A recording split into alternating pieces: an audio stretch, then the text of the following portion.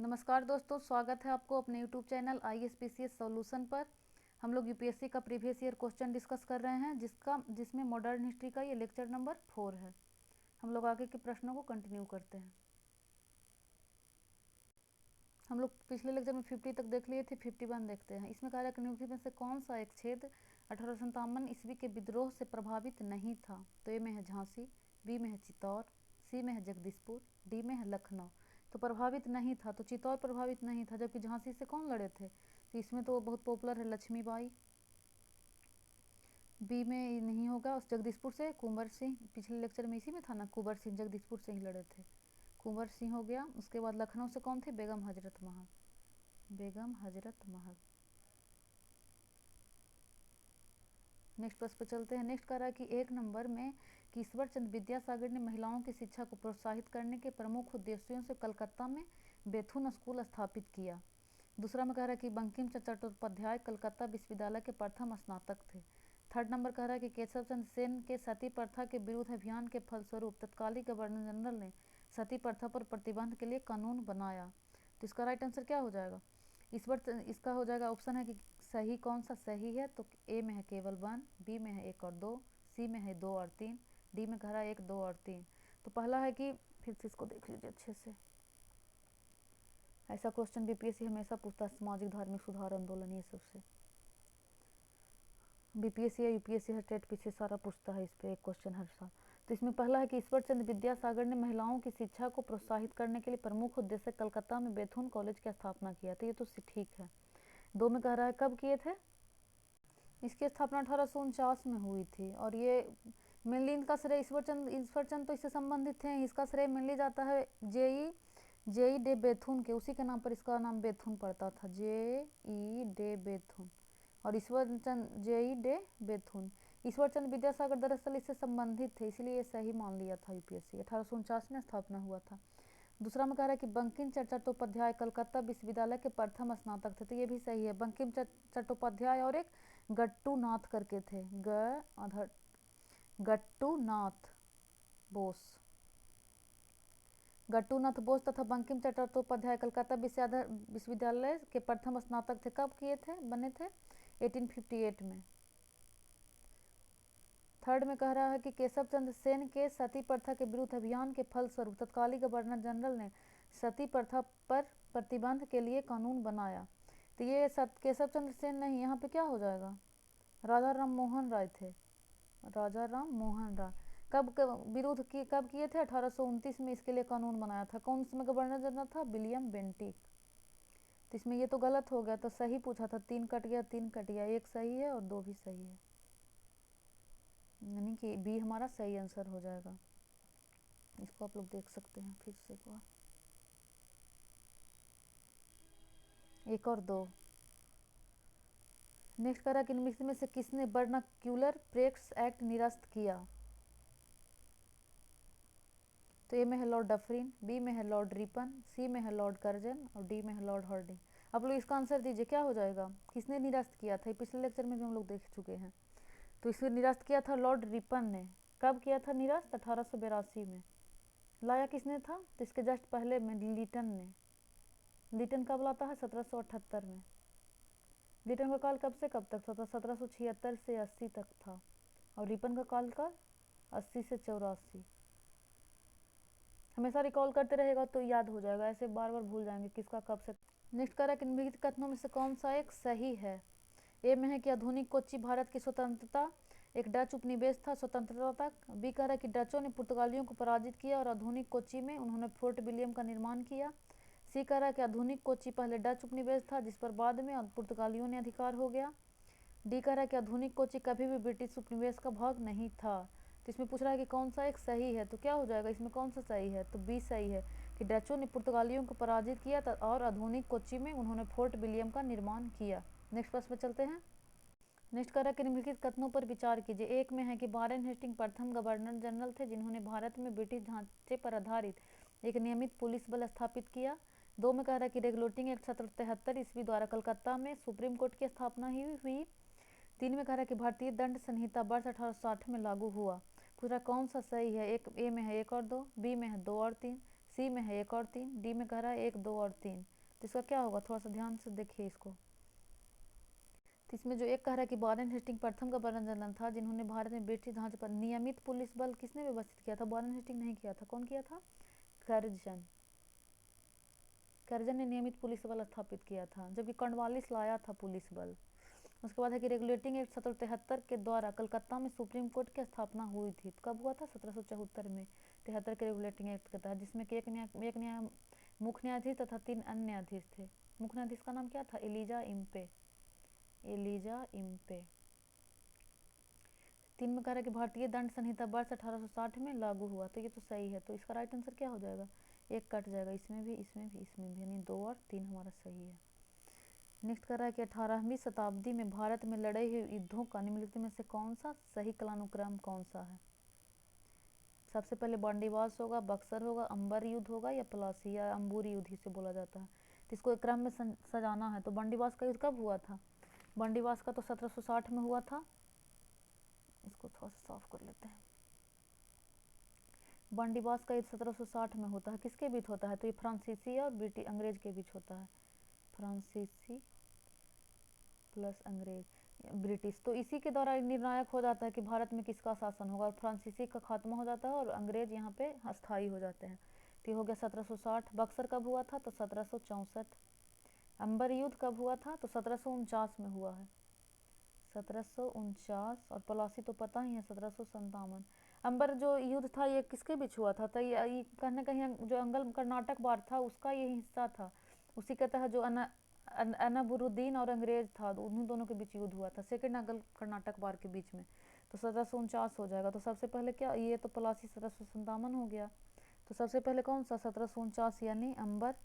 उसके बाद हो जाएगा आपका प्लासी, ठीक है, 57। उसके बाद बांडीवास 60, उसके बाद बक्सर 64।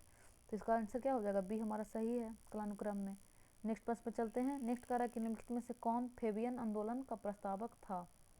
ए में है एनी बेसेंट, बी में है एओ ह्यूम, सी में है माइकल मधुसूदन दत्त, और डी में है आर पाम दत्त। तो इसका राइट आंसर क्या हो जाएगा, फेबियन आंदोलन का प्रस्तावक पूछ रहा है, तो इसका है एनी बेसेंट, सही है। नेक्स्ट प्रश्न पर चलते हैं। इसमें कह रहा है कि चार्टर एक्ट 1853 के द्वारा ईस्ट इंडिया कंपनी के भारतीय व्यापार के अधिकार को उत्सादित कर दिया गया, यानी खत्म कर दिया गया। 2 में गवर्नमेंट ऑफ इंडिया एक्ट 1858 के अंतर्गत ब्रिटिश संसद ने ईस्ट इंडिया कंपनी को पूर्णतः समाप्त कर भारत में सीधा शासन करने का उत्तरदायित्व ग्रहण किया। पूछ रहा है कौन सा सही है, ए में है केवल 1, बी में है केवल 2, सी में है 1 और 2, और डी में है ना तो 1 ना ही 2। तो क्या हो जाएगा, चार्टर एक्ट 1853 के द्वारा ईस्ट इंडिया कंपनी के भारतीय व्यापार को एक अधिकार को उत्साहित कर दिया गया, यानी खत्म कर दिया गया। तो ये गलत है, 53 नहीं था, ये 13 में किया गया था, जिसमें कि चीन और चाय रह गया था, तो उसको फिर 33 में पूर्ण रूप से खत्म कर दिया जाता है। तो इसमें ये गलत हो गया। दूसरा कह रहा है कि गवर्नमेंट ऑफ इंडिया 1858 के तहत ब्रिटिश संसद ने ईस्ट इंडिया कंपनी को पूर्णतः समाप्त कर भारत के सीधे शासन करने का उत्तरदायित्व ग्रहण किया। तो ये सही है। इसी समय क्या होता है, 1857 का जो विद्रोह होता है उसके बाद क्या किया जाता है कि सीधे महारानी के अंतर्गत ले लिया जाता है, क्राउन अपने हाथ में ले लेती है। उसके बाद तो ये सही हो गया, यानी क्या हो जाएगा, केवल 2 हमारा राइट आंसर है। नेक्स्ट प्रश्न पर चलते हैं। कह रहा है कि निम्नलिखित विद्रोहों में से किसको बंकिम चंद्र चटर्जी ने अपने उपन्यास आनंद मठ में उल्लेख करके प्रसिद्ध किया। ए में है भील विद्रोह, बी में है रंगपुर और दीनापुर विद्रोह, सी में है विष्णुपुर तथा बीरभूम विद्रोह, और डी में है सन्यासी विद्रोह। तो इसमें क्या हो जाएगा, आनंद मठ किसमें प्रसिद्ध किया था, तो इसका राइट आंसर हो जाएगा आपका ये सन्यासी विद्रोह में हुआ था। सन्यासी विद्रोह ये आनंद मठ, इसका कब हुआ था, 1858 में शायद हुआ था। ये आनंद मठ एक बंगाली उपन्यास था, बंगाली उपन्यास जो बंकिम चंद्र चटर्जी जी यानी इसी को चट्टोपाध्याय भी कहा जाता है, सन्यासी विद्रोह पर आधारित था, जो 1882 के आसपास लिखा गया था, 82 में। नेक्स्ट प्रश्न में चलते हैं। कह रहा है कि वर्ष 1857 के विद्रोह के संदर्भ में लिखित में से किसे उनके मित्र ने धोखा दिया था, जिससे अंग्रेजों द्वारा बंदी बनाकर मार दिया गया। ए में है नाना साहेब, बी में है कुंवर सिंह, सी में है खान बहादुर खान, और डी में है तात्या टोपे। तो इसका राइट आंसर क्या हो जाएगा, तात्या टोपे को उनके मित्र ने धोखा दे दिया था। उनका अंग्रेजी मित्र क्या था, उसका नाम मित्र का मान सिंह, मान सिंह ने धोखा दे दिया था, और जिससे अंग्रेजों को पकड़वा दिया था इन्हें, तात्या टोपे को। नेक्स्ट प्रश्न पे चलते हैं। नेक्स्ट कह रहा है कि सिपाही विद्रोह के समय भारत का गवर्नर जनरल कौन था। ए में है लॉर्ड कैनिंग, बी में है लॉर्ड डलहौजी, सी में है लॉर्ड हार्डिंग और डी में है लॉर्ड लीटन। तो इसमें क्या हो जाएगा, सिपाही विद्रोह कब हुआ था, 1857 का विद्रोह को ही सिपाही विद्रोह कहा जाता है। तो ये 57 में, यानी कि कैनिंग हो जाएगा। 56 से 62 तक कैनिंग का काल था, 56 से 1862 तक। तो यानी कि ये हमारा सही आंसर होगा कि लॉर्ड कैनिंग ही 57 के विद्रोह के समय बंगाल का गवर्नर जनरल था, जिसे बाद में 1858 के अधिनियम के द्वारा क्या बना दिया जाता है, भारत का वायसराय बना दिया जाता है। यानी कि अंतिम गवर्नर जनरल और प्रथम वायसराय था कैनिंग।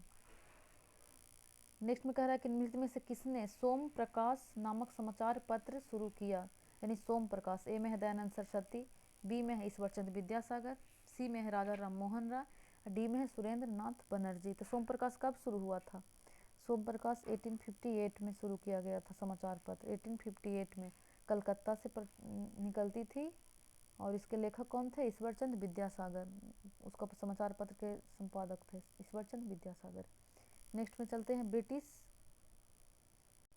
इसमें है कि ब्रिटिश द्वारा कुशासन का बहाना लेकर निम्नलिखित प्रांतों में से किस एक का शासन हटा दिया गया था। तो ए में है अवध, बी में है झांसी, सी में है नागपुर और डी में है सतारा। तो किसको कुशासन के आधार पर किसको ले लिया गया था, तो अवध को, क्योंकि अवध के जो नवाब थे ना, ये 1856 में इसको ले लिया गया था। 1856 में अवध के जो नवाब थे वाजिद अली शाह, उनको बहुत सारे संतानें थी। तो ऐसे क्या था कि ये लोग को हड़प के झांसी को क्या किया गया था, जैसे झांसी को 1853 में, नागपुर को 1854 में, उसी तरह सतारा को 1848 में। इसको क्या किया गया था कि व्यापक सिद्धांत के द्वारा ये लोग को हड़प लिया था। लेकिन अवध में के नवाब जो वाजिद अली शाह, इनके बहुत सारे संतानें थे, तो इसको हड़प नहीं पाया था, इसलिए कह दिया कि आपके यहाँ शासन अच्छे से नहीं संचालित हो रहा है, इसीलिए हम कुशासन के आधार पे इसको अपने अंडर में ले लेते हैं। नेक्स्ट प्रश्न पे चलते हैं।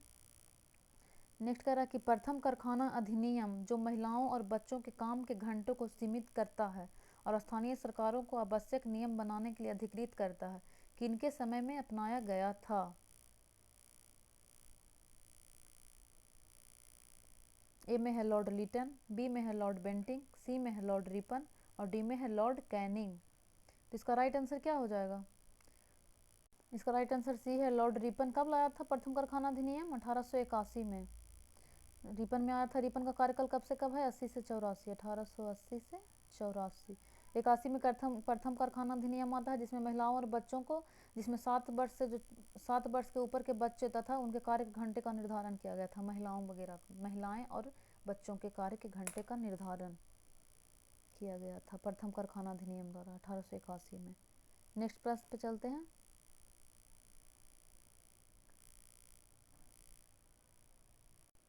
नेक्स्ट करा कि निम्नलिखित यूरोपियों में से कौन सा एक स्वतंत्र पूर्व भारत में व्यापार के रूप में सबसे अंत में आया। ए में है डच, बी में है इंग्लिश, सी में है फ्रांसीसी, डी में है पुर्तगाली।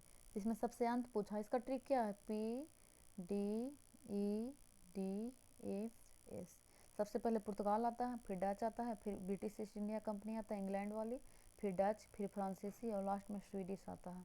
तो पुर्तगाल के बाद आ जाएगा डच, उसके बाद इंग्लिश, उसके बाद डेंस आता है, फिर फ्रांसीसी आता है। तो फ्रांसीसी सबसे लास्ट में आएगा।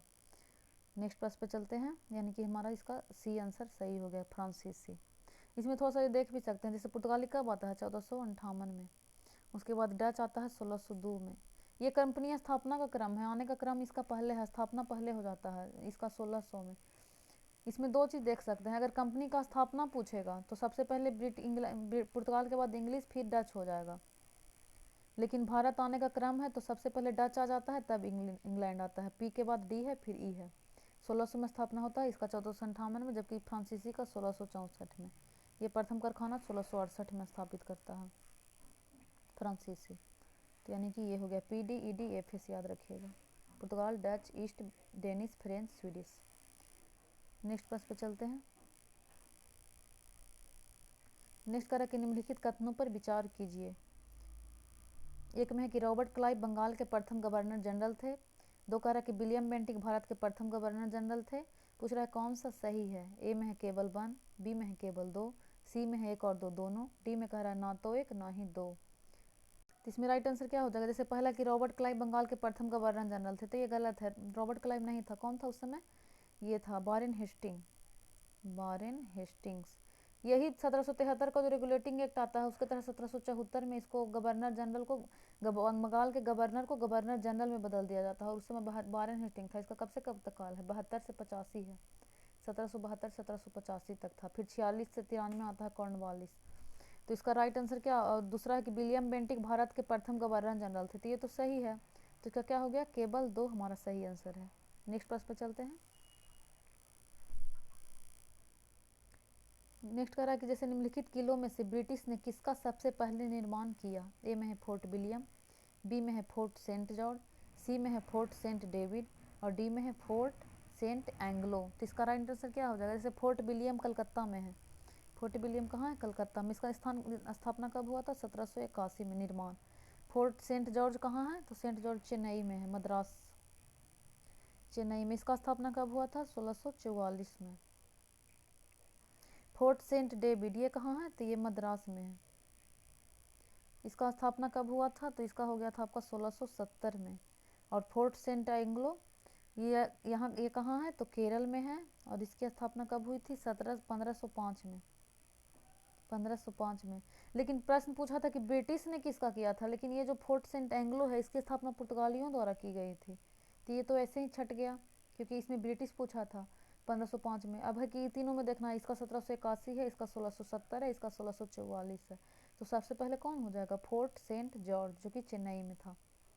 नेक्स्ट प्रश्न में चलते हैं। इसमें कह रहा है कि निम्नलिखित में से किसने बहुविवाह नामक पुस्तक लिखी? बहुविवाह। तो इसमें ए में है राजा राम मोहन राय, बी में है ईश्वर चंद्र विद्यासागर, सी में है पंडित रमाबाई, डी में है रविन्द्रनाथ टैगोर। तो बहुविवाह पर पुस्तक किसने लिखा थे? तो ये ईश्वर चंद्र विद्यासागर लिखे थे। ईश्वर चंद्र विद्यासागर ये बहुविवाह जो कुप्रथा था, इसमें बहुविवाह का मतलब ये बहु का विवाह नहीं है। बहुविवाह का मतलब है कि एक व्यक्ति बहुत सारी महिलाओं से शादी करता था, उससे है बहुविवाह। तो इसका हो जाएगा ईश्वर चंद्र विद्यासागर ने बाल विवाह विवाहेर दोष नामक पुस्तक भी इन्होंने लिखा था। ईश्वर चंद्र विद्यासागर ने क्या है? बाल विवाहर बाल विवाहेर दोष नामक। उसके बाद और क्या है इसमें देख सकते हैं कि जैसे ईश्वर चंद्र विद्यासागर ने ही विधवा पुनर्विवाह अधिनियम का पास करवाया था 1856 में। ये भी पूछता है कि विधवा विवाह अधिनियम मतलब विधवा को पुनर्विवाह जो अधिनियम था 1856 में, ये कैनिंग के समय में पारित होता है, जिसमें सबसे ज़्यादा योगदान ईश्वर चंद्र विद्यासागर का ही रहता है। नेक्स्ट प्रश्न में चलते हैं। इसमें सूची बन दिया हुआ है, सूची 2 से मिलान पूछ रहा है कि कौन सा सही सुमेलित है। ए में है बंकिम चंद्र चटर्जी, बी में है दीनबंधु मित्र और 3 में है प्रेमचंद्र। तो इसमें क्या हो जाएगा? जैसे पहला में है जैसे बंकिम चंद्र चटर्जी, तो ये कौन सा लिखे हैं? बंकिम चंद्र चटर्जी यानी कि देवी चौधरानी। बंकिम चटर्जी का तो ये हो जाएगा आपका देवी चौधरानी यानी कि 2 हो जाएगा। दीनबंधु मित्र का तो अभी पढ़े थे हम लोग कि नील दर्पण है। और प्रेमचंद शतरंज के खिलाड़ी यानी कि 1 का 2 3 1 2 3 1 किस ऑप्शन में है? 2 3 1 यानी कि सी हमारा राइट आंसर हो जाएगा। नेक्स्ट प्रश्न पर चलते हैं। कह रहा है कि 70 में है कि डेविड हेयर और अलेक्जेंडर डफ के साथ मिलकर निम्नलिखित में से किसने कलकत्ता में हिंदू कॉलेज की स्थापना की? ए में है Henry Louis Vivian Derozio, B में कह रहा है कि ईश्वर चंद्र विद्यासागर, सी में कह रहा है केशव चंद्र सेन और डी में कह रहा है राजा राम मोहन राय। तो इसमें इसका राइट आंसर क्या हो जाएगा? किसने करवाया था हिंदू कॉलेज की स्थापना? इसका आंसर राजा राम मोहन हो जाएगा। 1817 में शायद हुआ था इसका स्थापना डेविड हेयर अलेक्जेंडर के साथ मिलकर। मतलब किसने कलकत्ता में हिंदू कॉलेज की स्थापना किया था? तो इसमें राजा राम मोहन राय ने सहयोग किया था। आज यहीं तक कंटिन्यू करते हैं, मिलते हैं नेक्स्ट लेक्चर में। धन्यवाद।